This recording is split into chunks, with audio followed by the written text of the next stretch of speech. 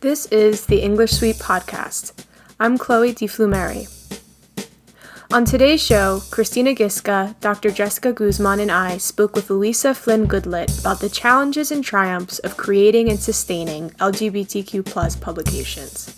Luiza Flynn-Goodlet is the author of Look Alive, a finalist for numerous prizes, including the National Poetry Series, and winner of the 2019 Cowell's Poetry Book Prize from Southeast Missouri State University Press, along with 7 chapbooks, most recently The Undead, winner of 6th Finch Books 2020 Chapbook Contest, and Shadowbox, winner of the 2019 Madhouse Press Editors Prize.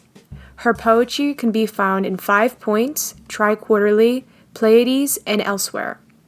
She also serves as editor-in-chief of the Whiting Award-winning LGBTQ+ literary journal, Foglifter. So I'm Chloe. I'm co-founder, co-editor of Q&A Queer Zine. It's our little project that we're getting started on. We've been working on since, I want to say, maybe March of March of this year, which is weird to think about. But yeah, we're really excited to meet you and get to talk to you. We've been looking a lot at your press as like reference, as like kind of like an inspiration to us. So it's really an honor to have you here. We're very grateful for your time. Hey, I'm Christina. I'm the other co-founder and co-editor of the Q&A Queer Zine. I'm a mechanical engineering major and I'm minoring in creative writing. Chloe's the one who came up with the idea for the Queer Zine, so I've probably only been working it since April or May, because there was a month where they were kind of working out different ideas and stuff. But like Chloe said, we're both really excited to talk to you. Yeah, we're facing our own little challenges and roadblocks, and it's going to be really, really helpful for us to compare notes. And also just some more, I realized I didn't give the best introduction, but me and Christine are both third year students. I'm majoring in political science, international relations, and English. So yeah. Well, I want to hear about all of your challenges. Let's talk about all of it. Oh my gosh. So to begin, I think the initial challenge is the fact that we didn't really have any shoes to fill in terms of there not being any LGBTQ+ publication on our campus. So the objective of creating our zine was never to keep it confined to our school, because we have a pretty small community here and a small student body in general. So it just wasn't really a realistic goal to set. It was always set to be a national or international level in terms of accepting submissions, but we really didn't have anywhere to start. So I had the idea because I had 2 friends who were at Boston College at the time who were involved with their press Laughing Medusa. And I was like, this is incredible. I was like, why don't we have something like this? Because me and Christina were both involved with Widener Inc. and the Blue Route, which are our 2 publications here at Widener. And I'm reading all of these stories and they're wonderful and people are immensely talented, but I'm where is the representation? One of the things that we were struggling with just in general, me and Christina are both also executive board members of the Sexuality and Gender Alliance, is we want to build community. There's a lot of institutionalized homophobia at our school and just cultural homophobia. And part of what we've been going through just as students on an individual level is how do we undo decades of damage? And it's been interesting. And this project and this press, for us, feels like a long-term, not necessarily a solution, but a way for us to be hey, we're here, a shout into the void, and we're not really going to go anywhere. And the best part is that we have an English and creative writing department that wants to keep us around and wants to foster this scene even after we graduate, because we are both juniors. So I don't know, Christina probably has plenty to add. There are a lot of more exact problems we have, in terms of appealing to authors, offering compensation, keeping our editing staff engaged. So there are a lot of other more exact obstacles we faced. I don't know if Christina wants to get into some of those. I was gonna say, we can also talk through all of those because I think, when I joined Foglifter, it was after the 2nd issue. And now I think we have 12 issues, which seems like a lot. But so that, I guess that was that was 2016. And that was a very long time and a lifetime ago. And so we, at that point, we had this very like we still have a very collectivist mindset, where it's just like everyone's opinion means the same. And like, there's just because I am the editor in chief, it doesn't mean that an assistant editor is any less valuable to the organization, which I feel like is important. But at the beginning, we had no titles, like we just were all editors. And so we didn't really know what we were doing. And we were very scrappy. And we also were like, there's no press or literary journal for queer folks in the San Francisco Bay Area, which is like, seems like that should exist. So we definitely felt that there was a need that we were fulfilling. And then we kind of had to figure it out. So we started, like, as I said, very like, okay, well, we're all just pitching in as much as we can. And then after a couple of years, we were like, should we maybe have titles so people know what they're supposed to do? But, we had a lot of like agita around that, because we wanted to be very like queer in our outlook and, not create these like, not mimic like capitalistic like structures of value. And so we've had to do a lot of like continuing to create to make sure that our values are like reiterated, even as we have like more of a hierarchical, unfortunately, structure, just because like people have to know who to ask when they have a question. Yeah. So I think knowing like everyone starts a journal from nothing. Like, you are not alone. Everyone has started from nothing and seen a need for the voices that they are going to bring into the world. It's this part where I know this part, I guess is what I'm trying to say. Like, I know this moment where you're like, I don't know, are we doing it? I think we're doing it. Exactly. That is exactly how it feels. It's crazy because we just finished going through the reading process for our first issue, and it felt like it happened all at once. It was like, wow, we're really behind. And then we met this weekend, and it's like, this is actually getting done. Like, this is actually happening. It's incredible. For our first two issues, we were exclusively solicited because we didn't yet have a way to accept submissions. So how did you go about getting submissions for your first issue? So we did solicit, like, not that many people, actually. We both found like different people that we would be willing to solicit, but I think when it actually came to soliciting, we only solicited a handful. The first thing we did, we wanted to get like an editing staff. So we sent emails and stuff to like colleges around here. And like, if they had like something like Saga or a task force for LGBT or something like that, I sent out a bunch of emails, just like trying to see if anyone would be interested in joining the team. And then a handful of people did. It's kind of like narrowed down now to the people who are more like active and like want to be involved. Cause like some people are like, oh, I want to do it. And then don't really do anything, which is fine. Like, you don't have to, but like, we're familiar. Yeah. It's a struggle. It's a struggle because it's like, you don't want to prod people, but it's like, hey, we need help. Like, your name is on the masthead.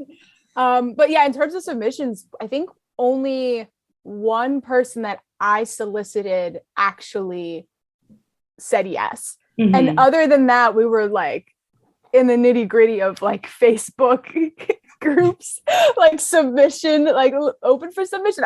Can I tell you, I'm like a member of like 5 or 6 now, because we were kind of like, what do we do? We had a social media, we had Twitter, we have Instagram, not super active.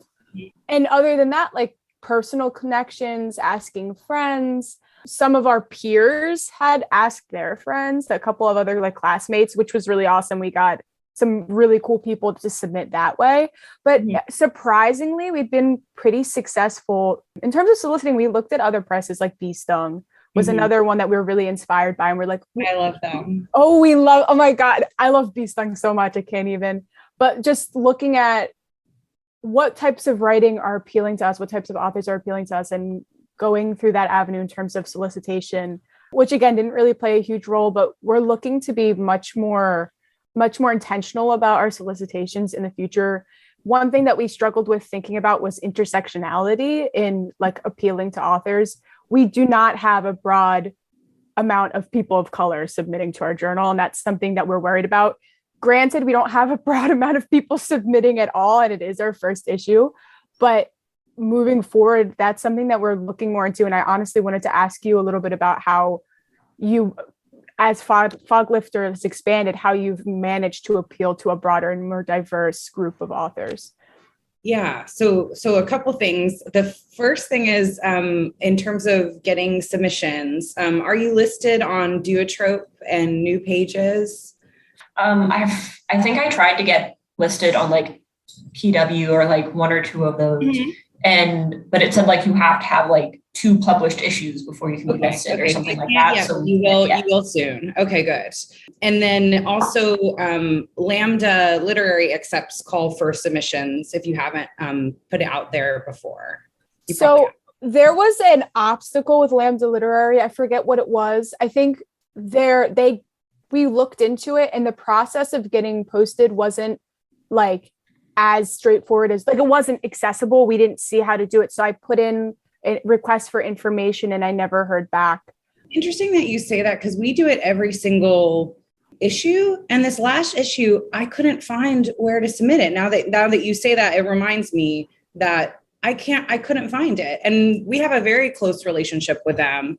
And I also sent an email through the website and was like, we're open for submissions again. We do this every 6 months, buddies.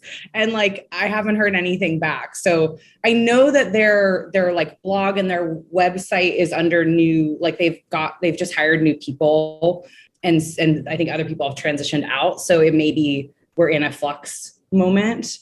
But it's great. It sounds like you guys are on top of all of that, which is awesome. And then in terms of solicitations, I love that you're already really aware of the demographics of your contributors, because I think that's really important. And for us, it's like in our mission and values is that our contributors and also our staff and our board has to represent like the queer community at large, which is very much not white and not cis and, not rich, like San Francisco, like I'm not rich, but like a lot of people who would want to be on the board might be like a very rich white gay man. Well, it can't all be them, as great as they are and great at getting individual donations. They can't all be those people. So yes, I think being aware of that is great. And it's just about the legwork. Like we still get so many no's. Like, I just don't want you to get discouraged, because sometimes it feels like at the beginning, you're like, oh no, we're not like big enough, or like,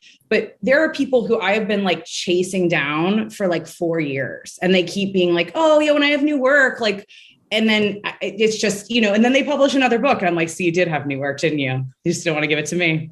I see. So I think just kind of knowing like, none of it's personal, like writing and submitting it's not personal.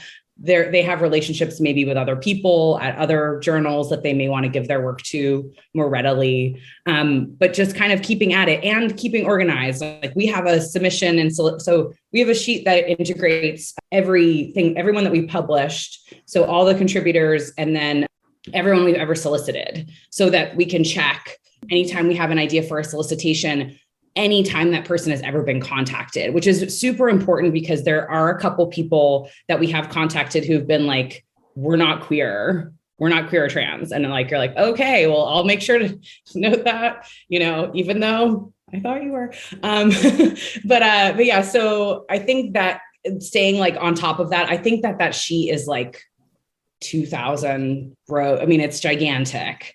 And then you can see and kind of like make notes for yourself. Like I always note like Luiza reached out on this date, and then I can search my own name and be like, who am I on top of? Like, okay, let me go back as the reading period's opening. And I guess, yeah, I think it's just for you yourselves, like continuing to engage with like contemporary literature, wherever, your heart goes, like whether that's fiction or poetry or hybrid, anything, and finding those voices that are not sort of like what's always been canonized, and going after that. So, anytime there's a new anthology that comes out about, like queer like poets or trans poets, or I read on the poetry team, obviously.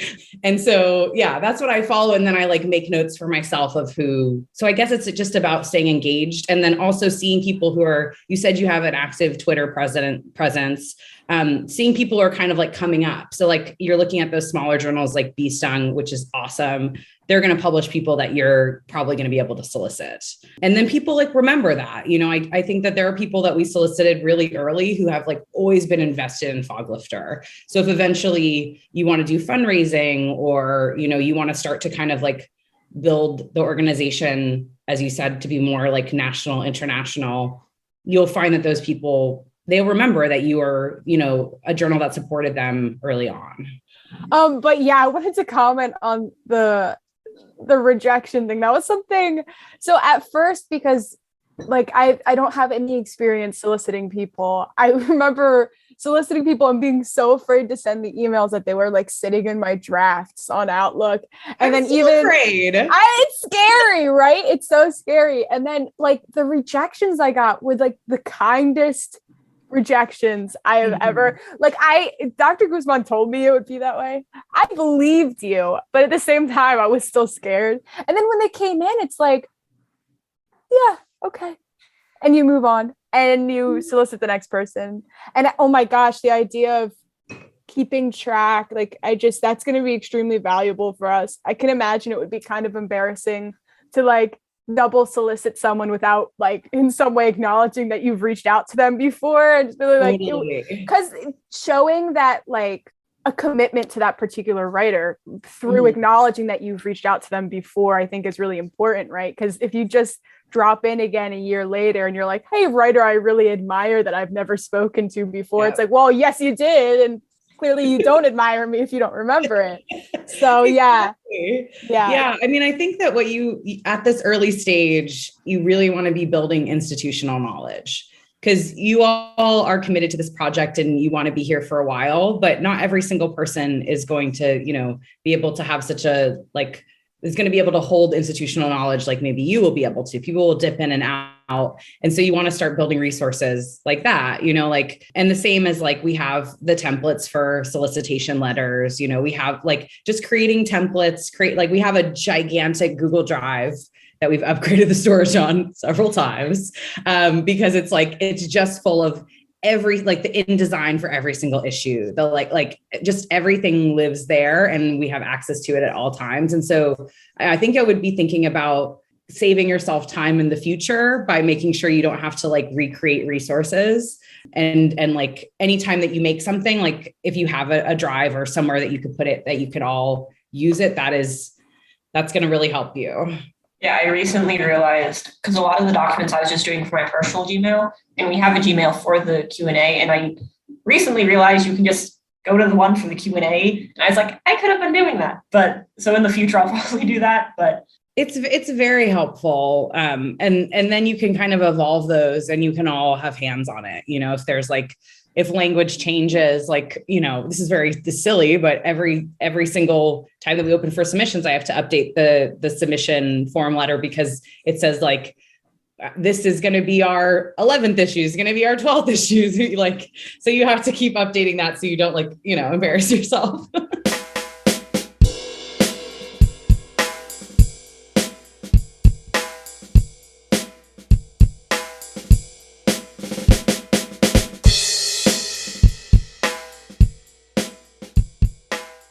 There, you listed a bunch of other questions. I would love to like get into each of them in turn. Does that good? Yeah, absolutely. I'm sorry if like it's hard to keep track of. Sometimes I talk and it just doesn't stop. And I'm like, oh wait, I just said a lot of things. I guess the question I had, you kind of mentioned fundraising. Was Foglifter always in print or was it online? And like, when did you make a transition, or like how, like money wise, how did that work out? So we were always in print, and it was very dicey when I came in if we were going to be able to continue. So we really have survived on issue sales. So at the beginning, what that looked like was we had some subscribers, and now we have a lot more. And then we mostly sold at events. So we would have our 2 issue releases at our community partner, Strut, which is this incredible community health center and also event space in the Castro. So we would have our both issues would release in person, and we would sell a ton. And then we also had staff members that liked going to like zine fairs or like different spaces like that. And they would sell issues in person. And so that's how we would make money. And when I started, I think our budget was a little bit less than $5,000. And we just actually found out that we got the NEA. So our budget just broke $100,000. So congratulations. Thank you. We found that out yesterday. And it's, and the thing about, I can also talk a lot about like grants. I know some about national grants, but and obviously more about Bay Area grants, but I can talk about sort of like strategies too, because that stuff applies. Like granting organizations, they all want to see the same thing. They all have a certain language that they speak and they want you to speak it back at them. So yeah, I can talk about that piece too, but yes, we did not have any money. And so we, at the beginning, I think that we actually had paid submissions, which seems bananas now. And then we had issue sales. So then as soon as we were able to kind of ramp up, and it was actually based on getting grants. And I think we were first supported by the Zeller-Bach Foundation, which I think is it's like a national. And then like after a couple of years, we broke into some of the like San Francisco Arts Council, like California Arts Council, those bigger grants. And as we did that, we stopped charging for submissions. Then we started paying contributors. And at that same time, we started paying stipends to our staff. Then we also started paying readers, hosts, MCs, and the guest editors that come every issue. And then now we're looking to just raise all of those payments. And then also this past year, it just happened that we released our first chapbook from the Start a Riot chapbook series. So that's like a prize that is for emerging queer and trans BIPOC writers in the greater Bay Area. And they get like $1,000 prize. They go on the Sister Spit tour. We make their book and it's beautiful and we promote it. So that was also one of the things that we wrote a grant to create. So the great thing about being a literary journal that isn't just like, we're a literary journal, send us your best writing, is that you have like a reason to exist. You have a community that you're serving, and you have like a story that you can tell to funders. And I know that it is absolutely boring. Like, I'm not saying it's like fun to write grants or think about your like having to position things this way, but it is pretty essential to how we've grown. Once you get to a certain point, like you basically, like the way that grants work, right? I mean, maybe you may already know this, but it's like, you can only apply for a certain percentage of your funding. So you like, if you have $5,000, you can only apply for like 25% of that. And then so that's why like these big nonprofits are like so big, because every grant they apply for, they can apply for like 10% of $1 million. Or 20% of it, so for us, that's like how we've kind of been able to build. There were like years where we were like, I don't know, is this going to keep going? I hope so. We're working really hard. Yeah. So I don't know, that may have not answered anyone's questions, but grants are important for us. I had a thought as you were talking, because you were talking about like paying people and stipends. And I kind of just had the thought of like, when is this? Because we would like to get to the point where we pay people, obviously. At what point does it turn into like, not a business, but like taxes and stuff and like other forms you have to pay attention to? When does that start coming in? So very early in our tenure, we created ourselves as a nonprofit. And the important part of that is that people can give you donations and they're tax deductible and people like that. I don't know that I give lots of donations. I don't know that I've ever gone to my taxes with that, but I guess people do, maybe the rich ones do. But so that was integral. And then that meant that we could receive grants. So that's kind of like, it's not a business in that it's like, it is a nonprofit, but we do have to do taxes, and we had to do them pretty much from the very beginning because we were a nonprofit. And once you register as a nonprofit, that like triggers you need to put in taxes, but it's pretty pathetic for the first like few years. But now what's going to happen is after a certain time, I think it's 3 or 4 years, maybe even 5 years from once you started as a nonprofit filing taxes, you have to do an audit. So we have an accountant that we pay, and they will oversee the audit. But like, that is a thing that happens, I think, next year. I never even considered that, Christina. Thank you for asking. I never would have thought to ask that, because like, I think it's interesting that we don't we don't conceive of literary magazines as businesses, right? Like we don't think of them that way.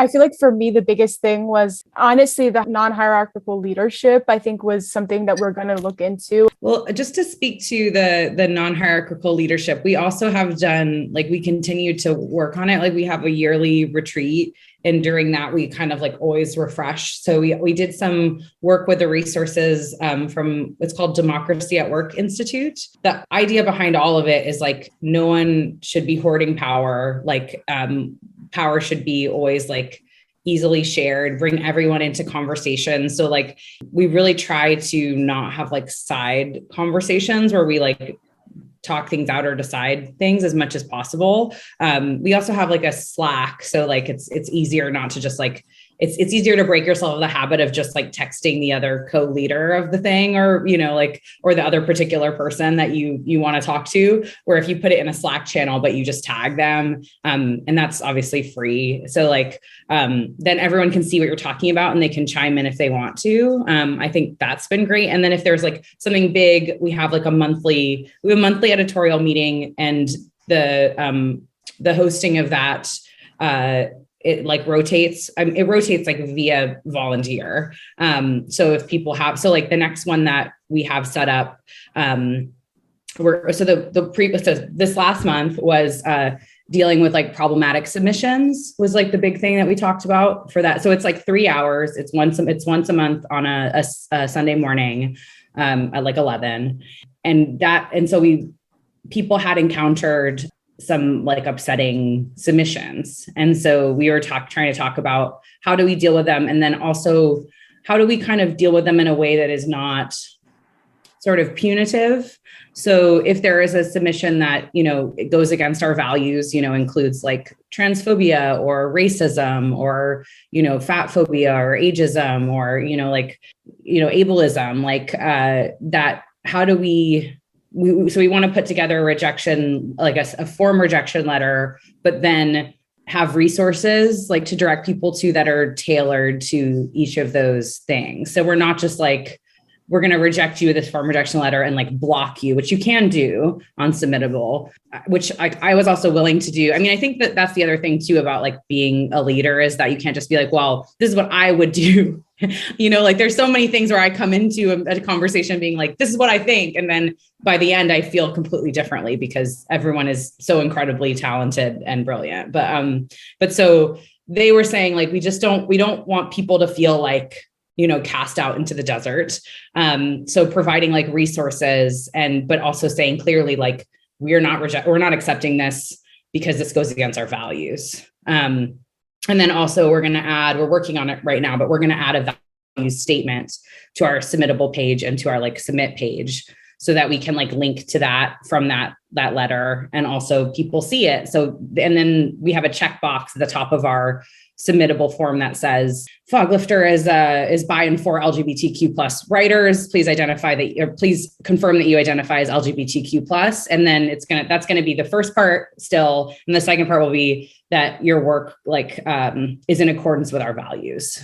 So that people at least feel that when they encounter that work, we also put a tag. So in Submittable, you can add like tags to submission. So if you come across it, you can tag it so that people who are encountering it, they could choose not to read it. You could tag it and put a note and say, I tagged this because it's racist, or I tagged this because it's transphobic. And so people could stop reading it, you know, because that also, like, sometimes people will just write in the notes and then you don't necessarily read the notes. Like a lot of times I just go straight to the submission and, you know, then later emerge. So, and then I also thought maybe we might add a thing in the cover letter box that just says, if your work needs a content warning, like please add one, because some people have also felt like they encountered stuff about suicide, or, there was stuff that, it wasn't necessarily triggering for them, but they were concerned that it could be triggering. So that was the 3-hour conversation that we had this last time. And then we came out of it with all these action items. That's stuff that we're currently drafting together. And then the next one is going to be led by our managing poetry editor, who wants to talk about the idea of making our honorarium sliding scale. So right now they're $25 for everyone, but we could create a system where you self-select how much you'd like your honorarium to be, or like a percentage, and then the remainder could go somewhere else to the people who, I don't know how we would do it. There may be Google Forms involved, and the same for our individual honorariums as staff members. And then we're also creating an emergency fund for staff, because a lot of people, for example, maybe you couldn't come to an editorial meeting because you didn't have childcare. So you could ask it for that. We also had a staff member who got into a car accident recently, and they could request for medical bills. And so we're going to figure out the logistics of that. So that's our 3-hour conversation in a couple weeks in the beginning of next month.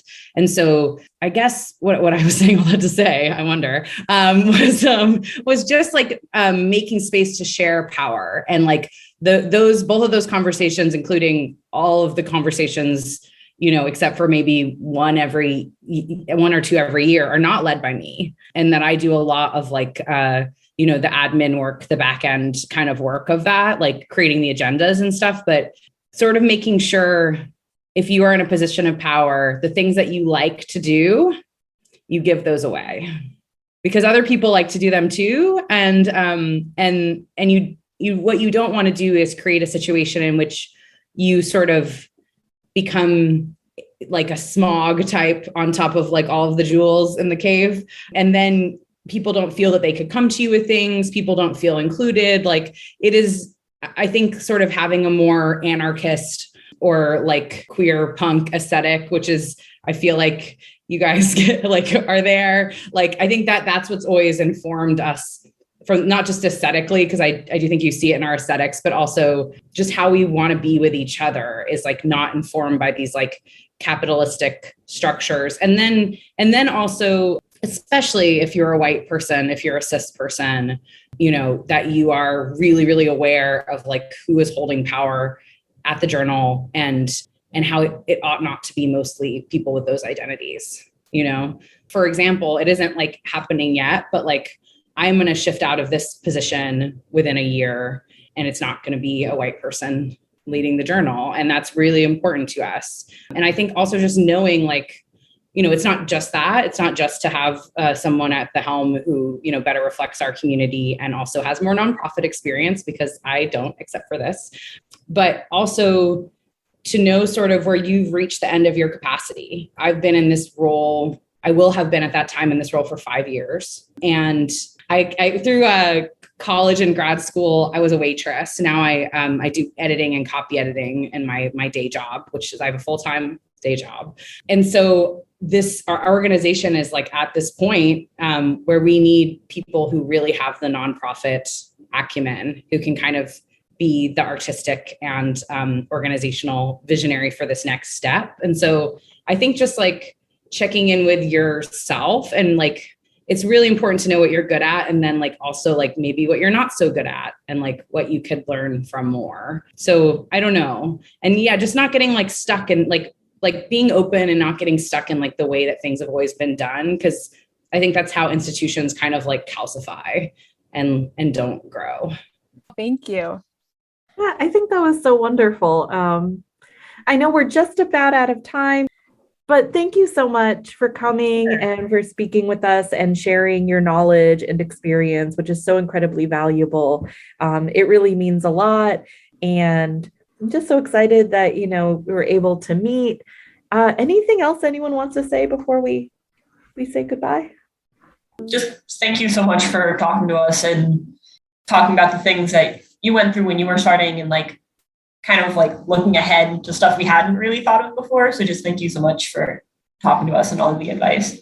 Of course. And Dr. Guzman has my contact info definitely feel free to pass it along to them. If stuff comes up that you have questions about, like, please let me be a resource. Like, I think I believe that this is the case for all other little queer and trans magazines, that more is more. We want you all to succeed, and we want to create a bigger ecosystem where, like, everyone who is a queer or trans writer can find a place to call their home. And I'm just really excited for what you all are going to create. Oh, thank you so much. That means so much. That means so much. Thank you. To keep up with Luiza Flynn-Goodlet and the work she's doing, give her a follow on Twitter at LuizaGurley. You can also follow Foglifter Press on Twitter at Foglifter Press and visit them online at foglifterjournal.com. The English Suite is produced by Jim Esch and a staff of dedicated students at Widener University, including Shapresa Yimarai, Sienna Bowers, Gabby Norris, me, Chloe DeFlumeri, and Courtney Farina. You can find our podcast at anchor.fm, Apple Podcasts, Spotify, YouTube, and other podcast directories. We would love to hear your feedback, announcements, and suggestions. Send an email to widenerenglishsuite@gmail.com. Thanks for listening.